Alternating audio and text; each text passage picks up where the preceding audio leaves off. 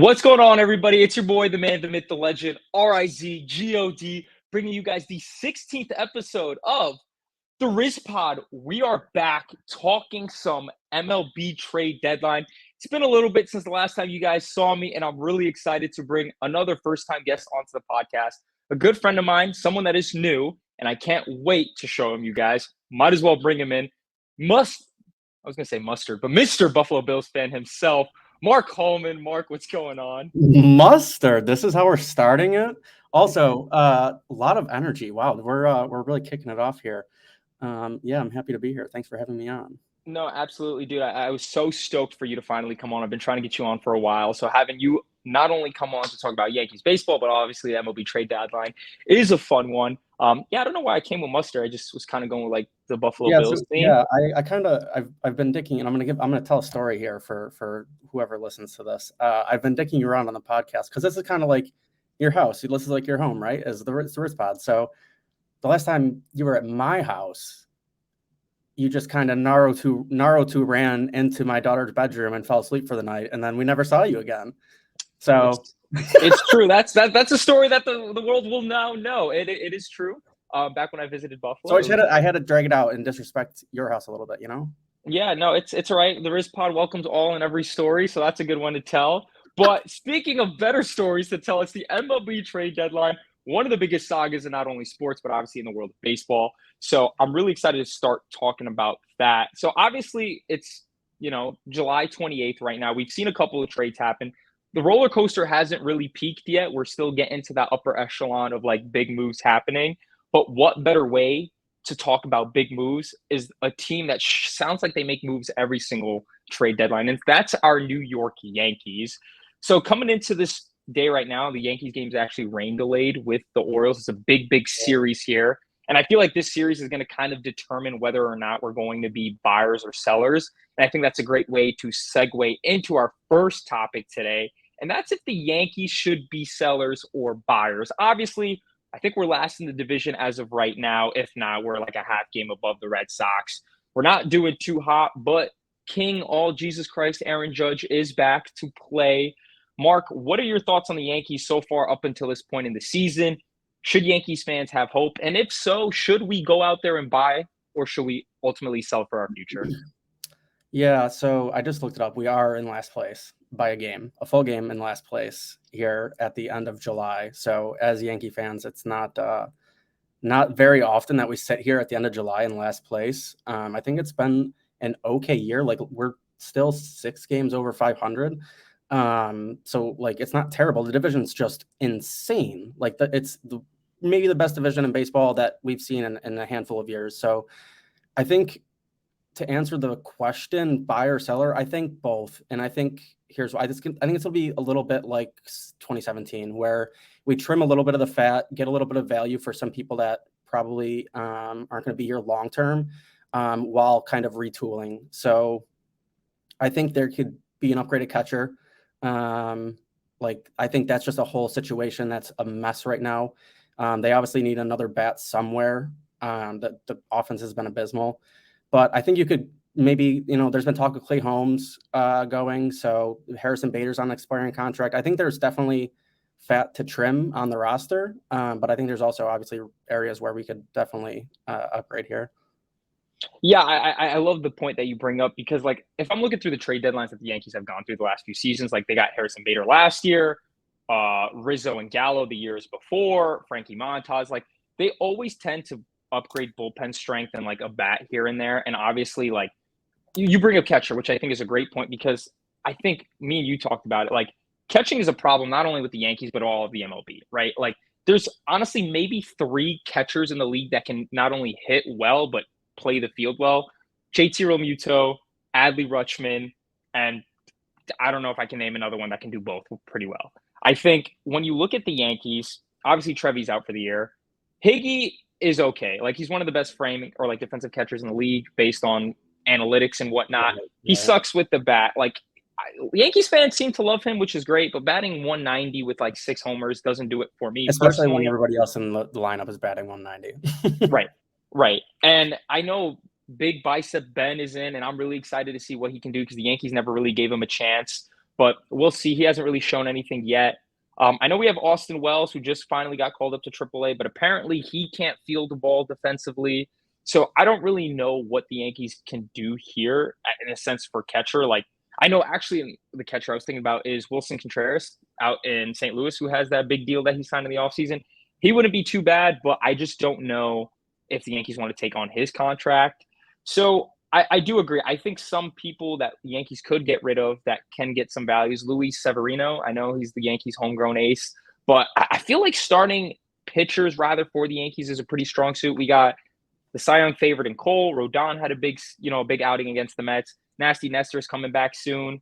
Herman is pretty inconsistent, but like he can be a fifth starter any day. Clark Schmidt has really turned it around since Herman's somebody that you could trim at the deadline. I could see him being moved. Like his value will never be higher, and that's not even that high, really. But right, I mean, has anybody ever been traded the year they pitched a perfect game? Like I feel like probably not, maybe, but like not something that happens often. Like that value is not ever going to go higher. And I do think Herman, like he's so inconsistent. Like one start he'll have 10 strikeouts and be amazing, and the next he'll have like a 5 ERA. 7 runs in 3 innings, yeah.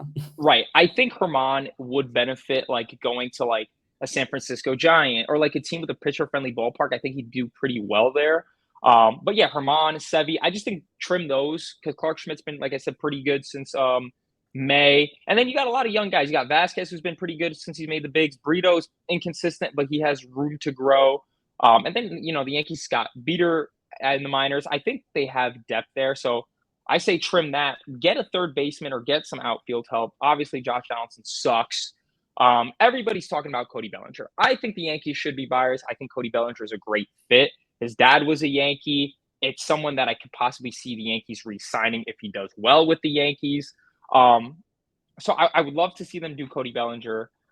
Third base help, I know the only real big third baseman out there is Nolan Arenado. I just don't know if he's worth it. I mean, Candelario is obviously one of the better names bat-wise, too. Right. You're, like, not much historically there, but for this deadline, like, he's a name. I mean, he's on I think 1 year, $5 million. So, like, you're not taking on much money, really. Probably have to give a decent prospect to Washington, who's rebuilding, but... And I was going to say, Heimer Candelario is a big name. He's got like a 120 WRC plus. Like I know a lot of guys that are into deep analytics love him. Because like you said, it's not a long commitment. He's not owed that much money, and he's putting up a good season. He played with the Tigers recently too, and he did well there. So I think that'd be a good target for the Yankees. I just think that's what's tough, especially being the fan base that we are. Like if the Yankees don't get a big name, like a lot of people are going to be disappointed. Like I know the big Twitter names like Mario Gomez and all of them are like Juan Soto. I'm like, we're not fucking getting Juan Soto. Yeah, no, he's not being moved, period. Like, right. And even so, like, I don't know, like the Yankees are one of the worst teams I feel like ever to like prospect hug. Like we hug our prospects until they have no value at all. Ride them into the ground. And that's why I think the only reason Severino is still around, or like the only reason people would be upset if he got traded is because he's, like you said, one of the only homegrown Yankees that have actually like done anything for the team recently in the last 5-7 years. Right. And I know a lot of people are talking about if they were sellers to trade Glaber because his value will never be as high as it is than it is now. And I do agree with that. I mean, his value is pretty high as 30 home run season. Right. But like he's going to probably put up 30 this year, batting like 260. Like the numbers are there for Glaber. I don't know. I've always been like a pro Glaber guy. I've never wanted to trade Glaber. I think he's like one of the most solid pieces on the team. I agree. And he's the only one that's hitting. I mean, like obviously there's Aaron Judge, but if you look at everybody else in the lineup, Glaber Torres is the only bright spot on this team. I just look at all the mock trades that like people are saying for Glaber, and like I just don't think any of them are worth it. Like last year was Pablo Lopez. Like, what do we need a starter for? Like, even if we trade him for relievers, like I don't know what that does. It's an interesting conversation because he doesn't have like much positional flexibility, and I think that's probably why he ultimately gets moved, either at the deadline or sometime this offseason, because like he really can only play second base. We saw him at short; it was a disaster. Maybe he learned some third, but I would rather have people that actually can play positions on the team. And I think that's why he ultimately gets moved. Right. And I hope that's not the case because there's a lot of aging stars on this Yankees team. Obviously, I love DJ. He's been great with his, 2, 3 years with the Yankees, aside from this season. But he's starting to decline. Rizzo's clearly declining, which has been terrible for me as a Rizzo fan. Um, it's just suck. Like, kind of what's your takes on the Yankees prospects? Like, obviously, we just saw Peraza get called down. Oswaldo Cabrera is another guy that keeps getting called back and forth. Do you think like these are guys that the Yankees should trade for a bigger name? Like, who do you want to see them buy? I mean, I feel like who do I want to see them buy? I feel like Josh Hader, like the only thing we ever do is add to our bullpen at like this time of year. I feel like it's like Cashman's good at the bullpen, and that's about it. Right. And Josh Hader's been a name talked about and linked to the Yankees for basically his entire career. It feels like at this point. So I would love to see a Josh Hader trade get finally pulled, and see him challenge the hair rule. I think Jordan Hicks is somebody that recently came out the Yankees were interested in. I think if you're gonna get rid of Clay Holmes and move him somewhere, Jordan Hicks is a perfect person to give, a second half tryout for the closer role for. I think that's probably like my two kind of swinging for the fences, but still realistic knowing Cashman names for me. I was looking really deeply at catcher the other night, and there's not much there at the deadline or, even expiring contracts next year. I think the name I ultimately landed on was Tom Murphy from Seattle. They have a pretty deep prospect pool. They have a top 30 prospect catcher who is ready to come up, and maybe this year, next year. And they're kind of falling out of the race. They had the high of winning last year, or getting the playoffs last year rather, but haven't really been able to kind of push that forward. So those are the three that I kind of fell on when I was thinking about this deadline. Yeah, I think so. I want to hear your take just because I know I haven't really dug into it too deeply myself in terms of like dealing Clay Holmes, but I feel like Clay Holmes is the only reliable person for the Yankees bullpen this year so far. Like you look at Michael King, he's been getting lit up. Ron Marinaccio hasn't been the same. Like what's the advantage for the Yankees just trading Clay Holmes, just getting the most value possible? I think if you want to be more leaning seller for the Yankees, Clay Holmes' name is one of the only names that really makes sense for me. Like he has a lot of value, and you gave up nothing to get him. Like it's literally all house money when you get rid of him. So that's kind of my thought process there. I don't think he gets moved, but it's a name that I think would make sense. I wouldn't be shocked if he got traded rather. Yeah, I agree. I think if the Yankees ultimately become sellers, which realistically they won't because they're the New York Yankees, they feel like we can win a championship every year, which, so do the fans. But I think for me, I'd love to see Cody Bellinger. Josh Hader's a great shout out. Candelario's a great shout out.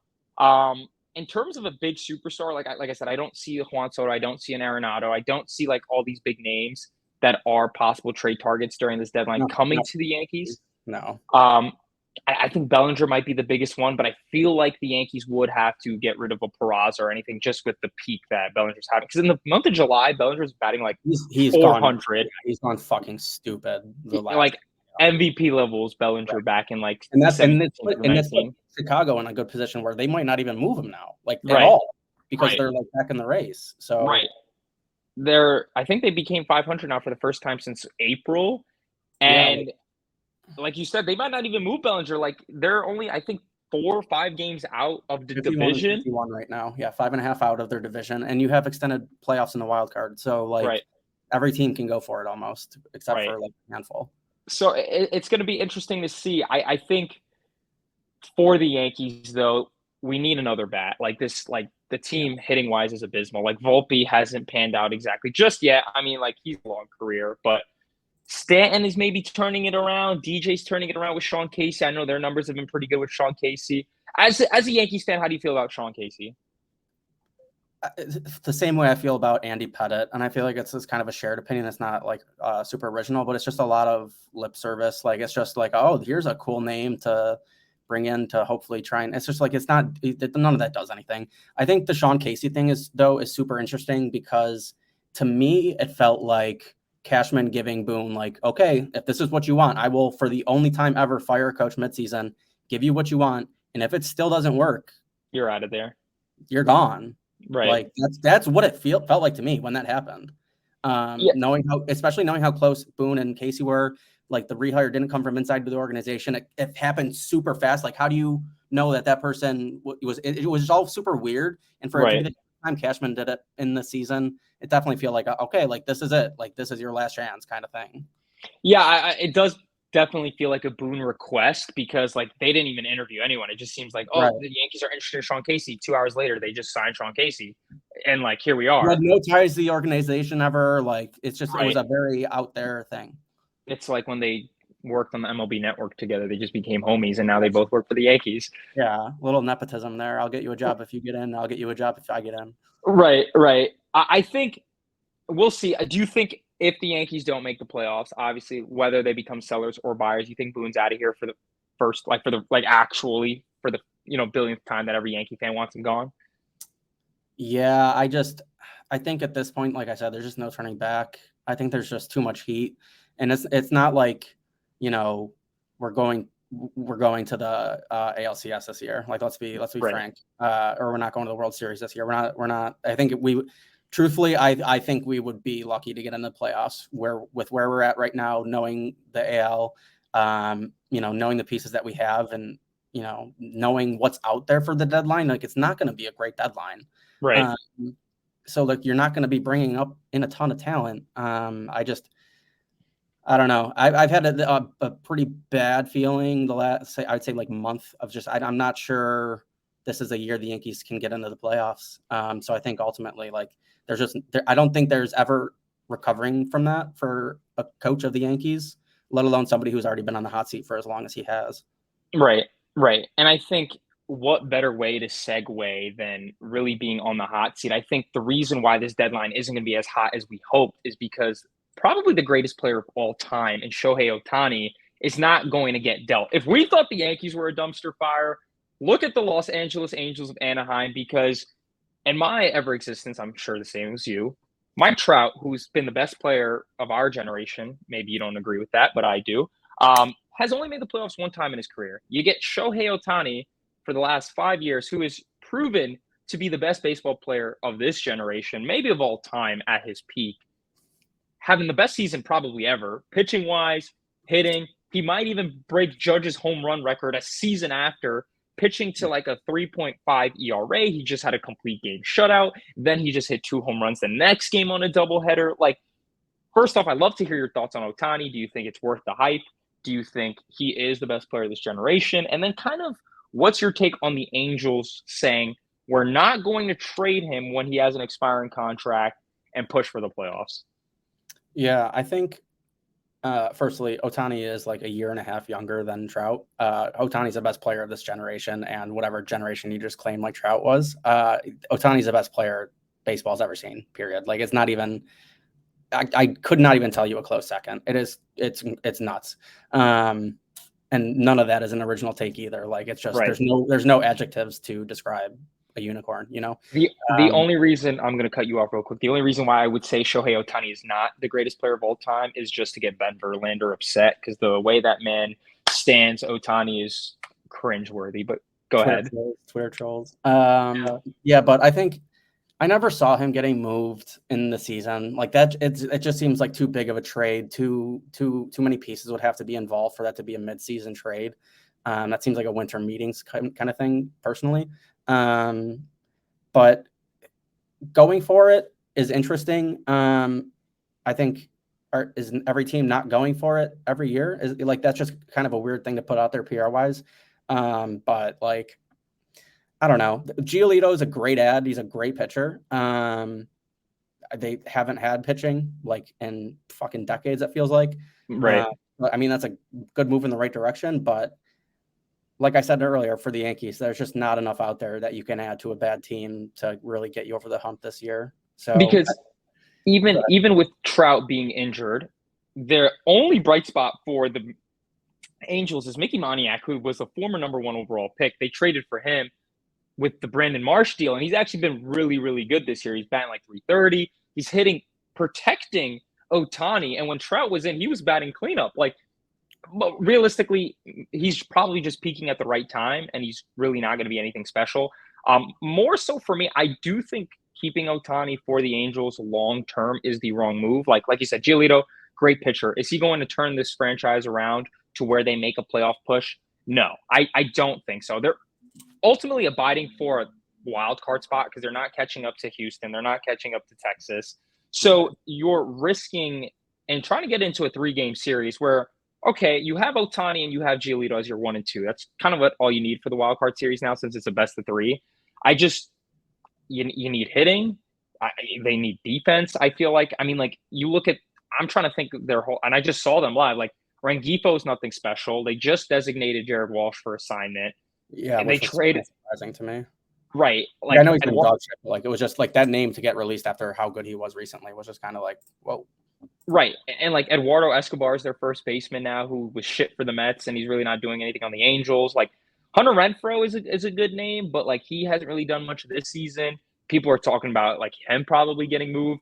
So I don't know. I think the Angels getting rid of the weak farm that they already have for Giolito in hopes that they can just be like, oh, Tani, like we're trying. And there is like articles about the, the GM or like the owner of the Angels. Like it probably makes sense for him anyways, like to keep Ohtani just because of the business Ohtani brings. Like all of the Asian Americans, just all the hype. Like Ohtani is the most marketed MLB player, and that's not really saying that much, but like he's been marketed everywhere. So like keeping him makes that team relevant. I do think ultimately in terms of a franchise perspective, it's probably better to get rid of him. Obviously, you're not going to get back the value that Ohtani's worth. Like, in my opinion, Ohtani, if a team gave him $1 billion, I would not say it's a bad contract. Even if he tore his ACL, shattered his knee, and never played again, like The craziest thing, it wouldn't be the first $1 billion contract that's been offered in the last 7 days. Who's the other? Mbappe? Oh, and right. There you go. Okay, we're talking about soccer. Well, that's true. Generally, like $1 billion deal wouldn't be that crazy. Right. And Mbappe turned it down for 1 year, which is even crazier. That's the dumbest business decision I've ever seen in my entire fucking life. It is ridiculous. I agree. Like I was having a conversation with a couple of buddies. Like it's 1 year. Like that's the epitome of those Facebook memes. Like, would you last 1 year for $1 billion? And Mbappe is like, fuck no. Like what? Right. Like, and I get it. Who wants to live in Saudi Arabia? Like there are laws and everything's crazy, but it's for fucking 800 million. You're 22 years old. Tree is fed for the rest of eternity. Literally, he can go there for a year, and then he can go to Real Madrid or wherever he wants to go. Right. Ohtani's going to sign $1 billion contract with the Cincinnati Reds. Yes, right. Like, even though he wants to be in the West Coast, but whatever. Back to what I was saying. I think Ohtani, if you sign the man for $1 billion, it's not a bad deal.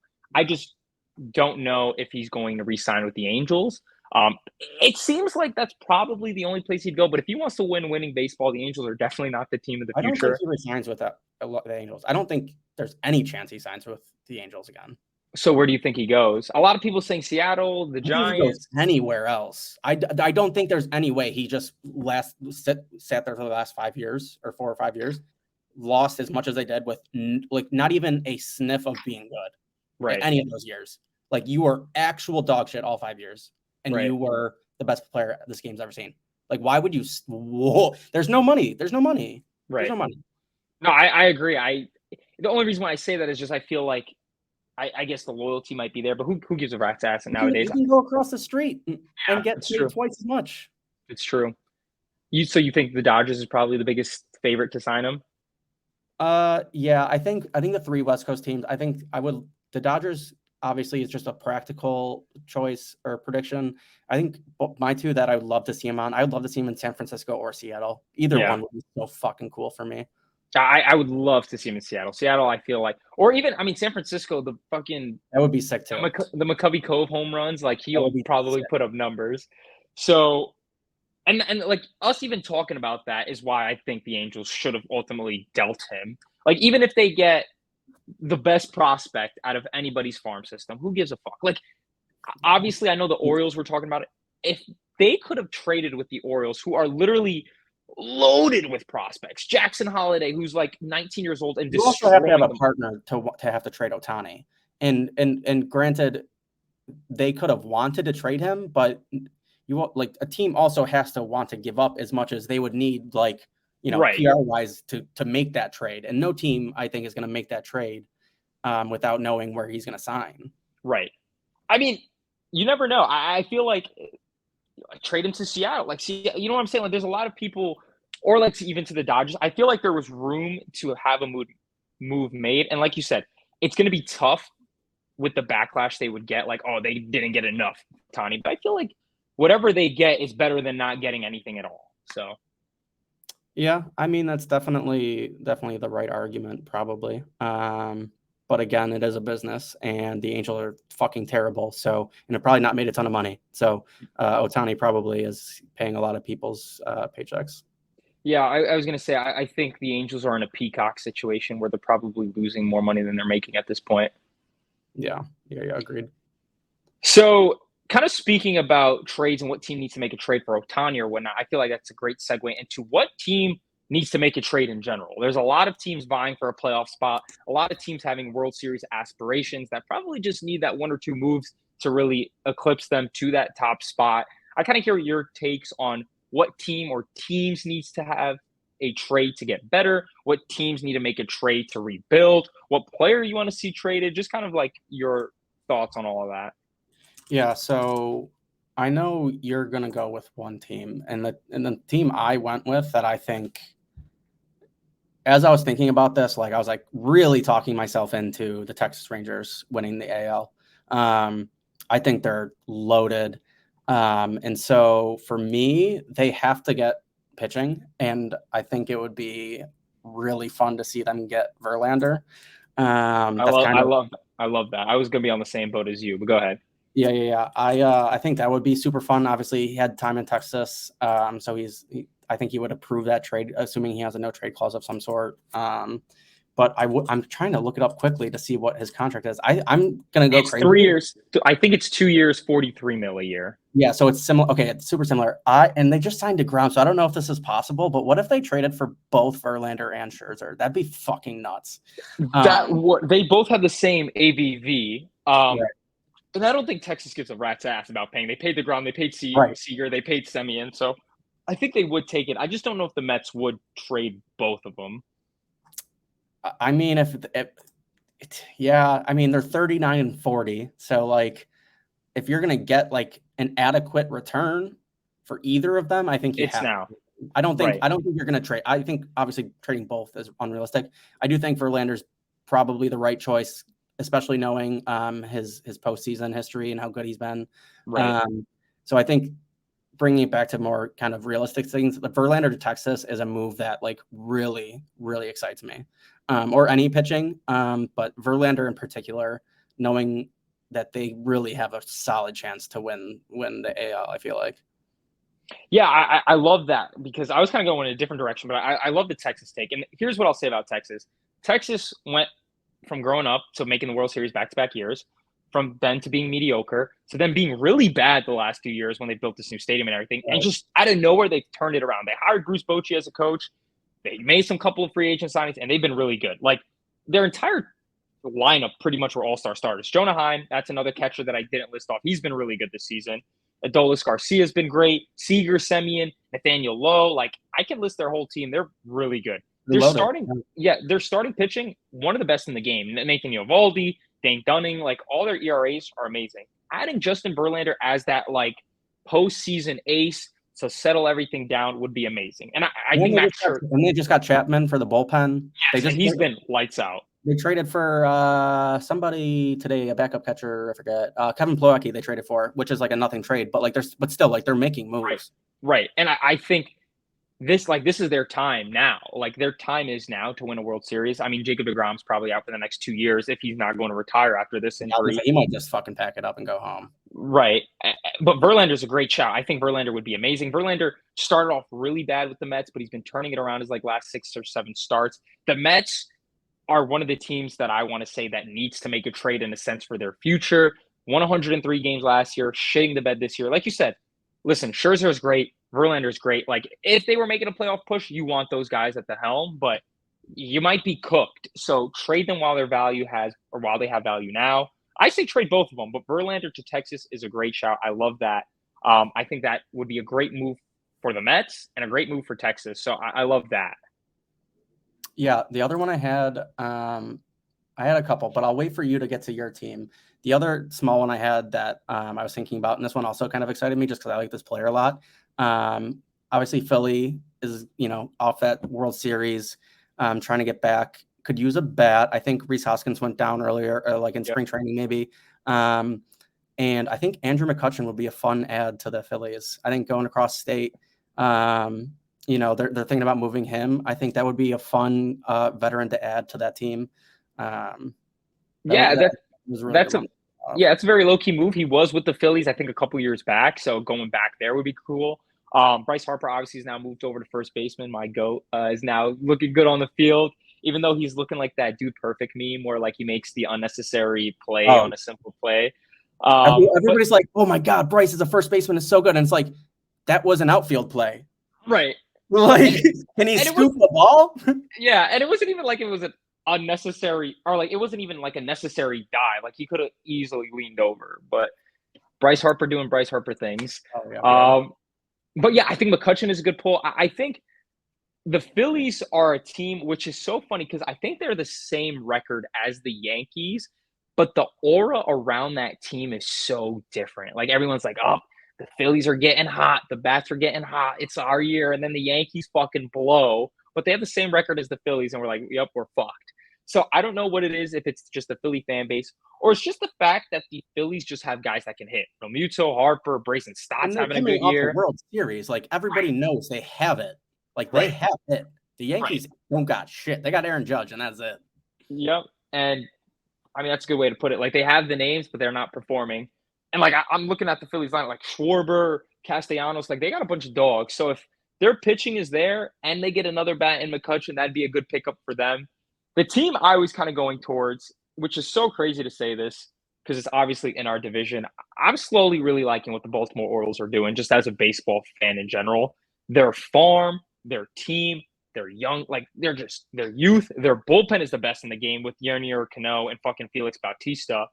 I think they need starting pitching, and I don't think it's any question. Like they have a whole bunch of guys that are having great years, but a bunch of no names like Tyler Wells, like Kyle Brandish. Like go out there and get yourself an ace. I know Dylan Cease was the one that I was telling you about that I would love to see him in Baltimore. But for some reason, the White Sox are holding Dylan Cease. They're not trading him. I also don't want to see Dylan Cease in this division. Fuck off. Well, obviously, right, like as a Yankees fan, but I think for just the Baltimore Orioles, that'd be really good. But right now, I'm kind of leaning towards Marcus Stroman. He's having obviously a Cy Young caliber year for the Chicago Cubs, and who knows if the Cubs even deal him? Because like we've been talking about with Bellinger, like they're turning it around. But if the Orioles had to go out in the market, I know Lance Lynn just got traded to the Dodgers.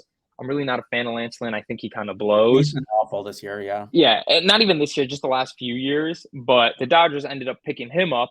I think Marcus Stroman to the Orioles would be really good. I think that would he's got a little bit of postseason experience. I think his just like energy, his like authenticity would be really good for that team. Like you got Adley, Gunnar Henderson, who's turning it around. Like you just have a whole bunch of guys that can fucking play. And I think that's great for the Orioles. Another sleeper team that I think. Well, wait, I have one for the Orioles too. So okay, go ahead. Because I'm with you on the pitching. I think if there's going to be any sort of big trade, I think Baltimore's a team that could pull it off with their prospects, like you said. So I kind of spitballed Shane Bieber to Baltimore. That's another good one. That is a great one. I have Stroman. I think Stroman going to the Reds in my head seems really good. Kind of fits that Sonny Gray mold with the Reds, a little bit more swag. But yeah, Shane Bieber going to Baltimore, I think would be like maybe the biggest move of the trade deadline if it happened. And I think it's one that realistically could happen with the prospects that they have. And I think I completely forgot about Shane Bieber just because the Guardians are fighting for a playoff spot, even though the AL Central is the worst of it. Like it's so crazy the opposite sides of the spectrum. Like I feel like the AL East this season and maybe last season has been the best division we've seen maybe in the 2000s, and then you look at the AL Central, and it's probably the worst division we've ever seen. With like the Twins, the Yankees are 8 games out in last place. They'd be leading the Central, right? And I think every team in the Central and the AL Central is either 500 or below 500. If the Twins are up maybe 1 or 2 games, Twins are up 4, Guardians are up 1. Yeah, so it's crazy to me. Like the Guardians should be vying for a playoff spot, but I guess, trading Bieber probably in the long term will probably work out. They did just trade Ahmed Rosario's contract to the Dodgers as well. So Bieber would be a great one. The team I was kind of going with was the Braves in the sense that, to be honest, like not even to like give lip service to the Braves, but I feel like the Braves 1 through 9 might be the best 1 through 9 like in a very long time. Like their team is insane. And, Strider as their ace has been great, but Kyle Wright going down, Max Fried going down during, like going down like when he was a big push during the World Series run. Like I feel like the Braves to solidify their favorites as a World Series chance need another pitcher. Stroman would be great there. Shane Bieber would be great there.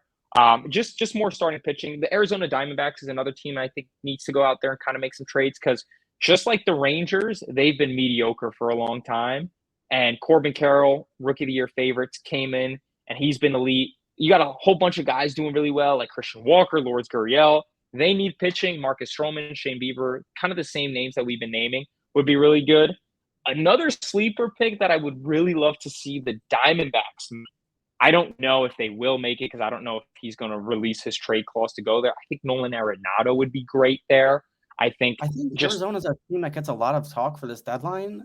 And so I was looking at them and they're like 55 and 48. They're third in their division. Like they're not even like they started off really well, right? But I feel like they've cooled off so much that like I think they're a team that kind of probably more stays pat. Maybe like a little kind of nothing move just to say they made a move, but like right. I don't know. That's just such a tough division to be in to make a move, especially when you just have been losing. Like I don't know. Yeah, they're very much their trajectory is very much like the Rays. Like they started off really hot as one of the best teams in baseball, and they're kind of like leveling out now to like being 500 ball. But I think, I mean, we didn't even talk about the Rays who've been really struggling, and like they probably should make a move too. And David Robertson, I don't know. I mean, it's tough because they have the pitching. They got Glass now. They got Shane McClanahan. They got the bullpen arms. Do I know them by names? Absolutely not. But whatever Kevin Cashman and those guys do to those bullpen arms, like they just show out.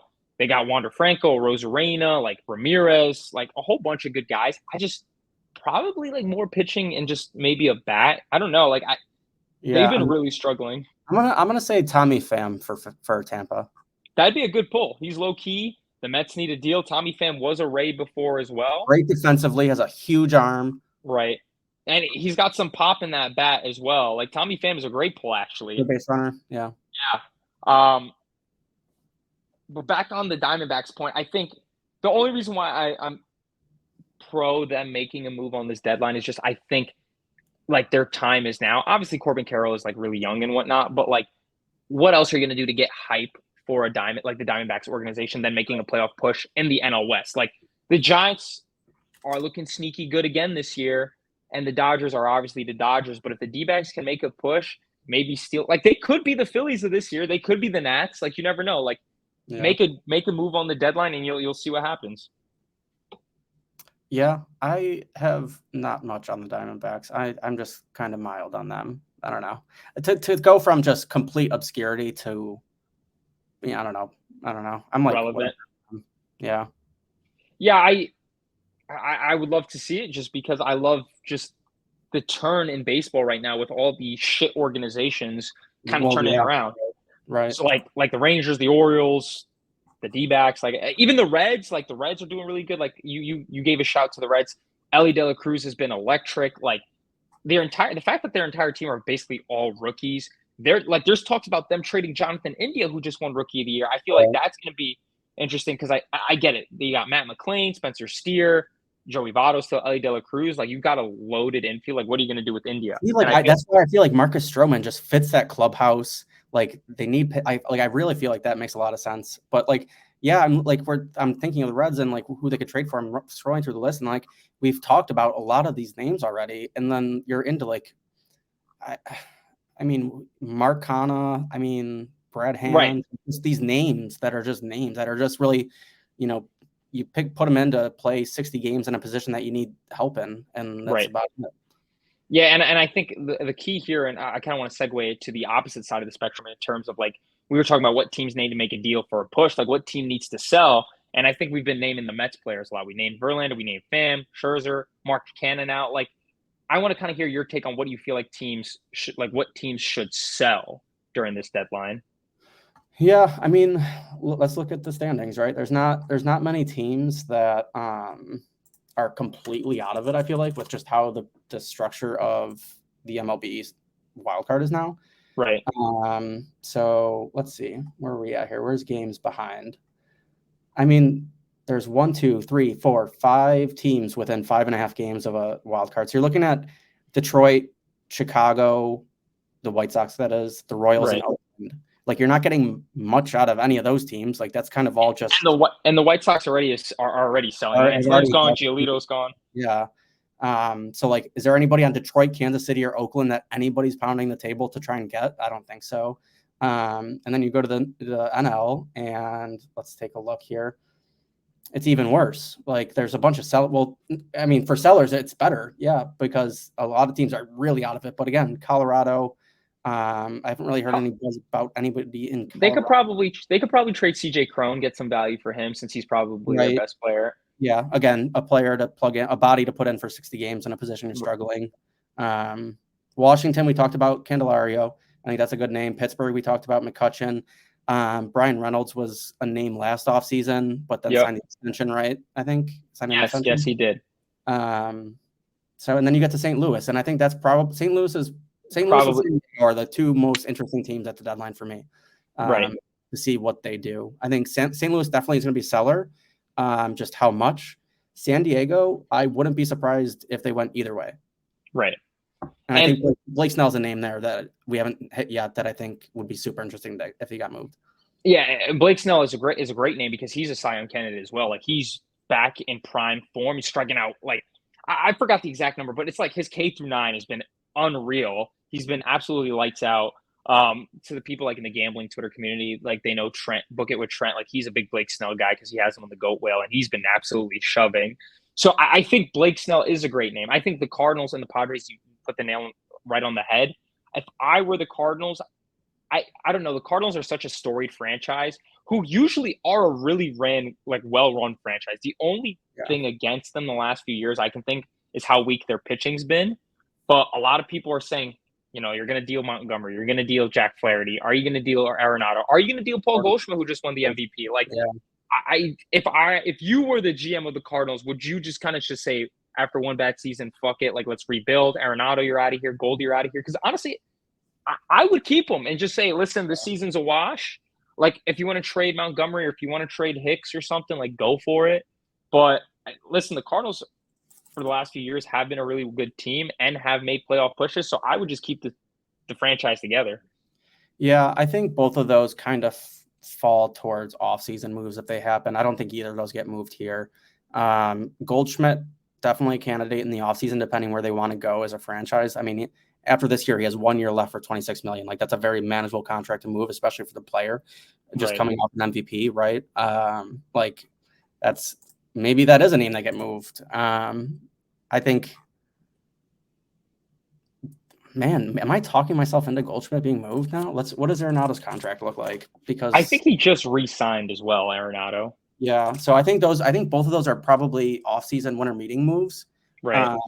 Because I think those are people that you let play out the year. I don't know. Those are tough moves to make as an organization, especially in the middle of the year.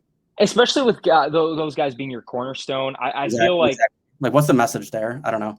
Right, and like, I'm sure you could get a lot for Arenado and Goldschmidt, but like we were mentioning, like a team that's usually always in the playoff hunt, I think they just kind of roll with the punches. And Arenado's making such manageable money until he's not a UFA until 2028, and he's not making, he's making $24 million next year, and that's the most he'll make in any year. Like, that's right. Not signing up to take that contract. I get through his age 36 season, but like, there's not much at third base in the MLB. Like, I feel like so. Right, and I feel like all the guys that are there are already locked up, like Manny Machado, like you can list the names on and on, but they're like locked up. So if I'm the Cardinals, I just call this season a watch. The Padres, on the other hand, is another interesting one because they have a very relatively good team on paper. Like, people thought they were going to win the World Series. Right. And like, you got a great pitching staff on paper. Joe Musgrove, Blake Snell, Yu Darvish. You would think that's an elite top 3. Hitters and Fernando Tatis, Juan Soto, who are arguably 2 of the top 10 players in the league. Manny Machado, Xander Bogaerts, Josh Hader coming out the pen, Hung Seung Kim, who's been great this season. He has the highest WAR. How are they losing? Yeah, to me, it's whether or not, like, it might be a Bob Melvin problem? Like, I don't Yeah, I know. don't watch nearly enough Padre baseball to know the answer here, but like I feel like it doesn't take a rocket scientist to be like, hey, what the fuck? It's either the coach or the GM. What's going on here? Probably the coach. Right, There's, right. there's so much talent on that team. Like I was saying, Kim has the highest WAR out of any player in the league. You just get Xander Bogaerts. Your infield is literally locked up. The only weakness is probably first base for you. And like at that point, it's like you have Juan Soto, you have Tatis, you have Jake Cronenworth. Like the list goes on and on. So if I'm the Padres, very similarly to the Cardinals, I think the message here is: do you go all in and buy and make a push, or do you say, let's start from scratch? Because I don't know what's a better. I think What's a For the Padres specifically, I think they're just gonna completely like stand pat. Like I know I was dreaming about Hader. Maybe they make a couple moves, but I think any of the big pieces are like they're not getting moved. I think you're just coming off an NLCS. right? How electric was that fucking stadium every game last year? Like Nuts. it was one of the coolest fucking scenes I've seen in baseball. Like you're not giving that up as an organization. Like you're just not. Right. Especially because the Padres have been pretty mediocre like the last year, like, last 10 Love it. years. Right. And to me, it's like for them to sell like Soto or whoever, I don't know what's going to be a better core than Tatis, than Soto, than Machado, Xander Bogaerts, and Kim right now. Like you have five really good players. Like even if you trade Soto, like who knows if the prospects are even going to pan out.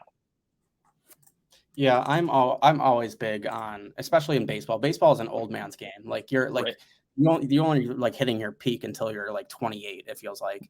Right. Like I will always take MLB proven player in any sport. Really, truthfully, I'll take proven players that can play over like mid tier Because prospects.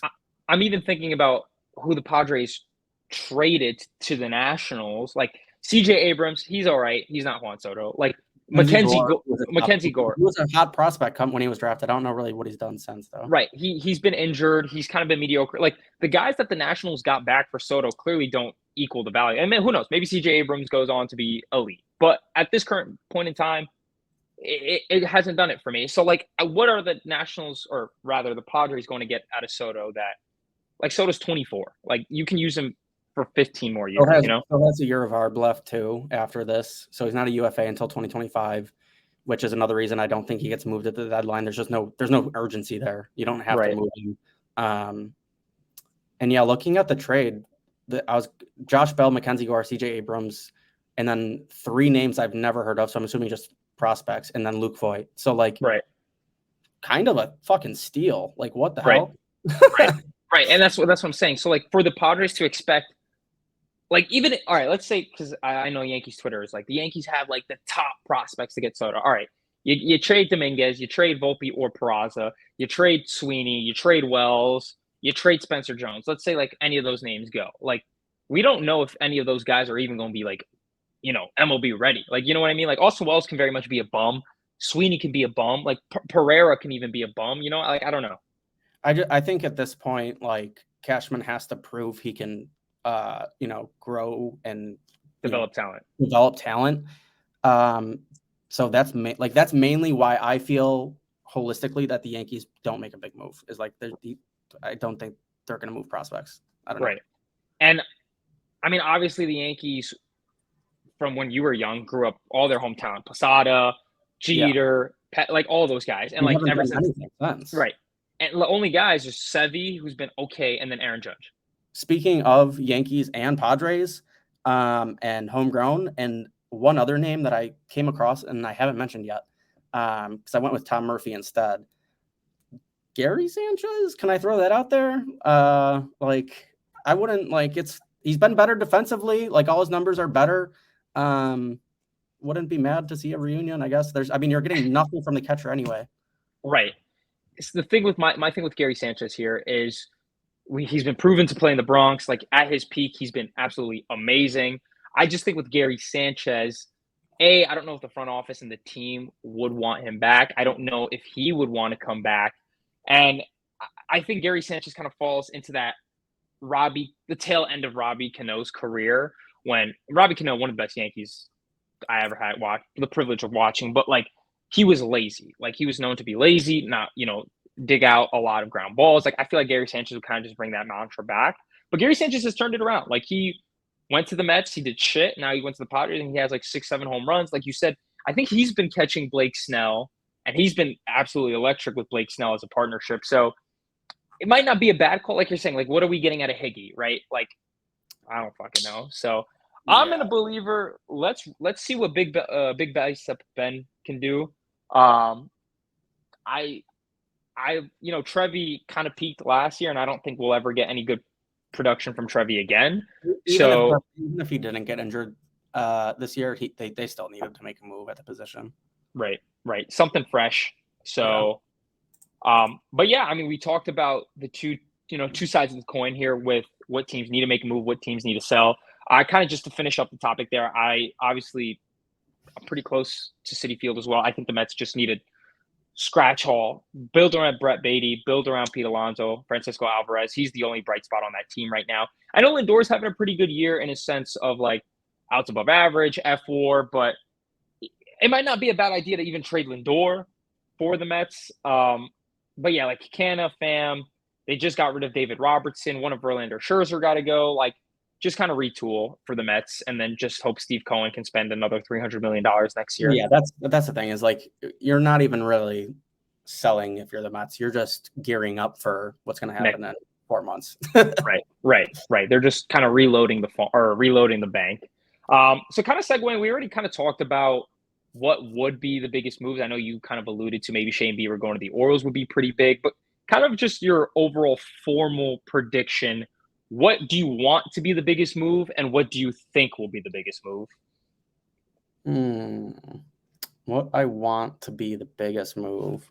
I think I'm really high on this Texas thing. I think I think what I want to happen is Verlander goes to Texas, and what I think will happen is Verlander is going to go to Texas. That's my take. I'm gonna live and die on the Verlander to Texas train. Fair enough, and I feel like it's a pretty safe train too. I feel like it's something very plausible to happen. For me, what I want to happen, I know I talked about the Orioles getting a starter, and in a sense for the Yankees' hopes and dreams, I'm not going to say that's what I want to happen. I think what I would want to happen is honestly, I'd love to see the D-backs get Stroman. I love Corbin Carroll. He's just a great 5-tool player. He's probably the first 5-tool player. Why is Marcus Stroman the easiest person to picture in any other uniform? Yeah, I don't know. Every time we name a team for Stroman, I'm picturing it. I'm like, oh yeah, he fits in perfect. I was just gonna say, like you said, the Reds, and I'm thinking about him in that red City Connectors, and like he kind of looks fire there. The Diamondbacks, I'm like, wait, did he play for the Diamondbacks already? Because like it just seems so natural. Like everything, like I don't know, that's just a weird Marcus Stroman thing. There's another team that we didn't mention that are linked to Marcus Stroman. That's the Blue Jays. Like we didn't even talk about the Blue Jays, obviously vying for a playoff push as well. They're a pretty big team looking to make a move, and if they get Marcus Stroman, their pitching rotation will be tough. I know they got Tubby Alec Manoah. Not to be shaming him, but he sucks. But he's all right, whatever. Kevin Gausman's having a really good year. Chris Bassett's been decent for them. Kikuchi's been okay. Like adding Marcus Stroman to that Blue Jays bullpen will be scary because their hitting is already, great with Vladdy, Bobichette, Chapman, Kirk. The names go on and on. George Springer, they have a pretty good lineup as well. But I would love to see Marcus Stroman on the D-backs just because I love what Corbin Carroll brings in terms of the excitement for baseball, and I think he'd be pretty good. But I'm going to say the biggest move this offseason, Ohtani to the Dodgers. Book it. It's come up with a big move. It's just like even as a joke, it's just so hard for me. Like I feel like this is just going to be a nothing deadline. Yeah, that's my big move. Like I just don't think anything happens. Yeah, when probably like Carlos Santana to the Brewers might be the biggest move. That kind of says something. But Kevin Pilecki, yeah. Right, Kevin Pilecki to the Rangers. But no, jokes aside, I'll go with the Orioles. What's the biggest move is going to get Shane Bieber. I really like that shout, and I think it's very plausible with how deep the farm is because they can give up Colton Cowser, who they just called up, or like some random top prospect that they have for Shane Bieber. Yeah. I think they have like 5 in the top 100. It's pretty gnarly.